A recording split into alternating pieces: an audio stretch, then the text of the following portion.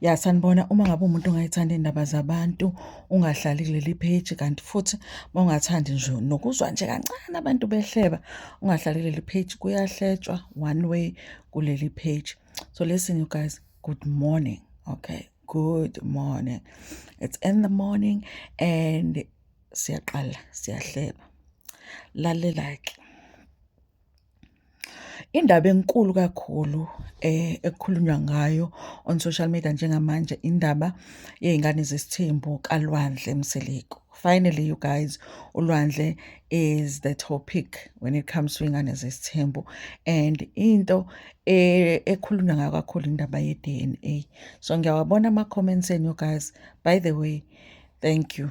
Ngiyabonga ukuthi senenza lento engiyifuna kwi-comment section la khona umuntu ekwazi ukuthi abeke khona umbono wakhe without ukuthi athuke abanye abantu or adelele abanye abantu. Sisebenzisa lokhu ukuthi sikhiphe la, uyabona, sisebenzise lokhu ukuthi sitype, asi-offend anyone, asithuki inhlamba kuphela nje uma ungavumelani nomuntu uthi angivumelani nawe, nanko wami umbono, uyabo. So khona-ke abenze lento engikhuluma ngayo la kwi-comment section. Before ngiqhubeke, lalelani-ke, yekeni lento yokuba amahwabhwabhu esikhumbeni. Uthole ukuthi manje wena usibarimelele nawe la eduze kwakho, uthi umethi uyaphenduka athuke ecabanga ukuthi ulele nendoda ngoba manje umahwabhwabhu ebusweni. Uyayibona leyo nto? Ngithintani for izinto ey'phathelene nesikhumba. Uma ngabe mhlawumpe ufuna ukususa o-blemishes, o-stretch marks, nokuthi nje ufuna nje wena ukusuleka, noma kufuna itiye lokudetoxa, ngithinte. WhatsApp number naye la kwi-post. Asiqhubekeni nokuhleba. After ngiposte ivideo ngikhuluma ngendaba ye-DNA yengane kaLwandle, one viewer said ukuthi ukuba ingane kaLwandle eyakaMseliku ngabe uMusa Mseliku useyipostile. Wase yaqhamuka omunye ongavumelani naye wathi kodwa ukuba ingane akuyona kaLwandle ngaba yikho kwishow. Yabo, abathukananga benzanga lutho nje, umuntu ubeke umbono wakhe. I like that. Now asikhulumeke ngokuthi ngicabangani mina ngalama comments abo. Number one, you guys, when it comes to into ukuthi uMseliku would have posted, I think uMseliku is guided by the show. Ama-activities akhe amaningi on social media are guided by what's happening with ama-shows akhe. Nanokuthi futhi ama-shows akhe at the same time are guided by social media. So I think ukuthi kwesinye isikhathi into bayakwazi ukuthi as a family bavumelane ukuthi this one we are not sharing until i-show ifike. Okay, for an example, ingane kaMabiyela besingakaze sesiyibone ipostwa by any of the family members zakaMseliku, yabo. Mhlambe that's something abafuna siyibone for the first time on the show. Bakwazile nokusifihlela for some time i-pregnancy kaSne ngoba nakhona bekufanele siyibone kwi-show. So into yokuthi into yokuthi uMseliku akakaphosti, mina iview yami ithi kungenzeka phela ukuthi bebelindele ukuthi sibone kwi-show then bese yaphosta uMseliku, kodwa ngiyayizwa leyo point leyo. And then leyo ukuthi ingane wouldn't be on the show if bengeyona yakaMseliku. Okay, now asikhumbule ukuthi kune-difference between uThando Nesithembu ney'ngane zesithembu. Iy'ngane zesithembu were created by someone who's not a family member yakaMseliku. It was created by a production company, Milk and Honey, the lady uPortia. She created the show.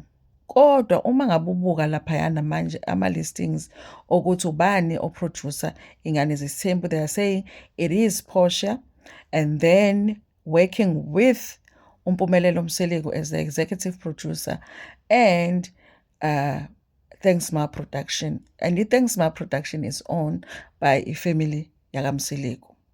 Now, we are not sure if abantu bakaMseliku have the final say as to what goes in the final cut of the show. Ziningi izinto esiyibonile kwi-show which I feel like if they had a say ukuthi what goes into the final cut, khona izinto ebesingeke size siyibone. So I'm not sure ukuthi ene episode bayanikwa yona and say okay siyakufaka lokhu siyakhipha na. you know, uma ngabe sebeshuthile how much power they have ukuthi yini thina esibonayo as ama-viewers. So nginako ukuthi akhona ama-possibilities yokuthi kwesinye isikhathi bashuthe into ney'ngane that the parents are not aware of or ama-parents have not approved of. Uyakhumbula leya season le esibone khona uMpilo when she was set up on blind dates by Abo. Makhumalo was not happy about that whole scene. I remember esho ukuthi kanti eJoburg ubuye kwenzani wena, ubuye uvakashela u-Abo noma ubuye ubona amadoda, yabo. Ngoba kwakuzwakala engathi uMakhumalo was not aware ukuthi bashuthe i-scene where uMpilo was going on multiple dates with different men. So kuyenzeka ukuthi kube khona into abayishuthayo iy'ngane that the parents are not aware of.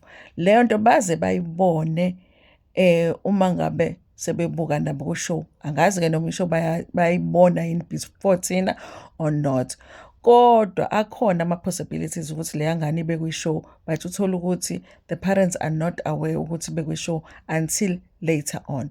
Khumbula ukuthi uLwandle uthi akakhulumi noma wakhe indaba yengane, and khumbula ukuthi noKhwezi ushilo ukuthi kuba bamazi ukuthi ulaphayana. So akhona ama-possibilities ukuthi ingane ibe khona kwi-show even though kungeyona ekaMseleko.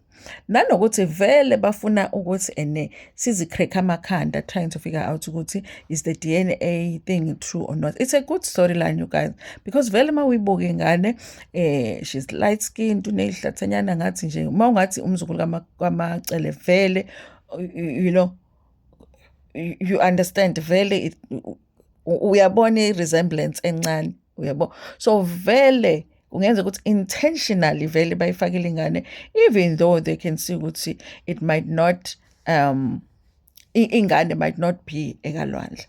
I do suspect you guys kodwa ukuthi uMacele akafuni noLwandle, and angicabanga ukuthi uMacele ubezovuma ukuthi ingane yakhe ibe na such an embarrassing storyline on the show. Okay, so I feel like even though Thanks Ma Production is involved in the production of the show, angikho sure ukuthi they do have the final say when it comes to edit nokuthi what goes into the episode lethina esigcina siyibonile kwi-show. Uma ngabuya ko-check laphayana ku Google and some of the websites list ama-companies nokuthi who owns the company, who's the director and all of that. Khumbula you guys that at the early seasons of Uthando Nesithembu, they gave us an indication yokuthi the wives have percentages in Thanks Ma Production. So they are listed nabo as directors on Thanks Ma Productions.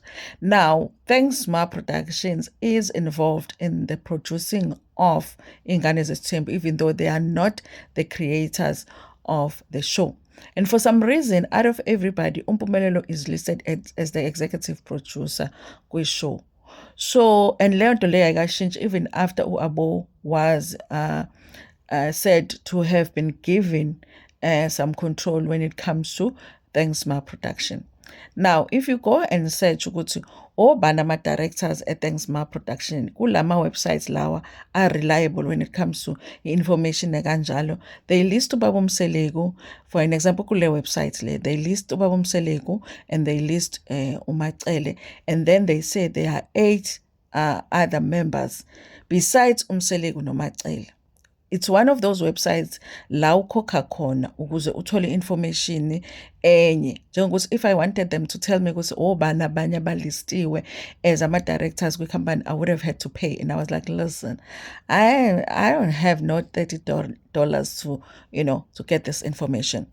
Kodwa I suspect ukuthi kulabantu abawu-8 abakhuluma ngawo, it's the 4 wives, you know. It's possible ukuthi mhlawumbe noma Khwelo selistiwe, I don't know, you guys. Kodwa I feel like kulo 8 additional members abakhuluma ngawo la kule websites, there is also the other wives, yabo. Kodwa uMacele is always the first one. Kuba uMseleko bese they list uMacele. But if you notice ke vele kaMseleko, uMseleko make sure ukuthi every time mengabe kukhulunywa ngabo, they are listed in the sequence. that they came into the family. So it's always uMacele, uMayeni, uMakhumalo, and uMangwabe. So it might not necessarily mean ukuthi uMacele uyena one percentage enkulu in the company. It just means ukuthi that's just how they are listed. Kodwa uMacele uyavela, and then information lekufanele uyikhokhele, it's the rest of the members of, I guess, the directors of the company. Laba abanye bacashile, and I wasn't willing to pay the amount that they wanted for that information, because I just feel like it's probably the wives and maybe some of the kids too. But yes, you guys. Now, konje bengikhulumelani ngale information. Okay, now enye into interesting is that kule website lena they say the physical address of the company is Park, which I think it is Macele's house. That is also interesting, you guys, that's the address that they use. But it's possible also, you guys, that because eMzumbe sometimes akubi easy ukufaka i-address yasemakhaya when it comes to ama information ekanjena, so they used i-address yabo yase-Park. Kodwa it's interesting ukuthi when they are listing i-physical address of the company, they are listing i-address ebukeka ngathi i-address kaMacele, because back then mhlawumbe when the information was listed uMacele ubesahlala eSeapark. But yes, you guys, Macele has ownership of the company, and I think the other wives as well, and I guess the other 3 or 4 people, I don't know, you guys, it could be one of the kids, it could be the outsiders. But yes, you guys, they are saying there are 8 more members listed lana with ownership thanks Ma Production. Now, you guys, meaning ukuthi bonke laba bantu banayo say kancane ukuthi kwenzekani ngendaba what happens with the company thanks Ma Productions. But whether they have a say in what goes into the show, what goes into each of the episodes, I don't think that they do. So ikhona possibility encane ukuthi the kids were shooting, but the parents don't know what the kids were shooting, or the parents don't know what is going to make it to the final episode. Anyways, you guys, listen, okay?